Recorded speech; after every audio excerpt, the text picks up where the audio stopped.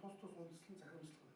Нэг Чимэгтэй дүүргийн иргэдийн төлөө төвчдийн хурлын хэсэг дарга хажид төлөөлөх ажлыг зохион байгуулдаг.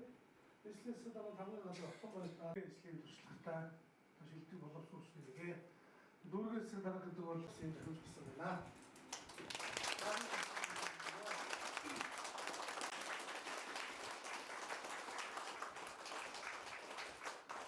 Хэрэгжүүлэх төрийн төлөөлөл байгаа. Тэгээд үнэхээр манай Чимэгтэй дүүрэг маань бол сүүл дүүргүүдийг болж ажилладаг. Энд бол одоо дүүргийн тамгын газрын хамт олонны бас хичээл зүтгэл байна.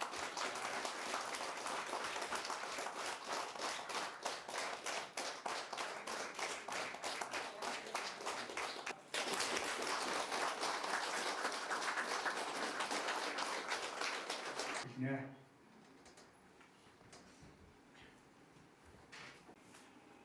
Нягсан 92 оноос хойш бол Чимэгтэй дүүргийн явдаг. За энэ хүрээнд бол одоо өнөөдрийн байгаа Монгол улсад мөдөж байгаа 700-ийн дагуу 4 жилээр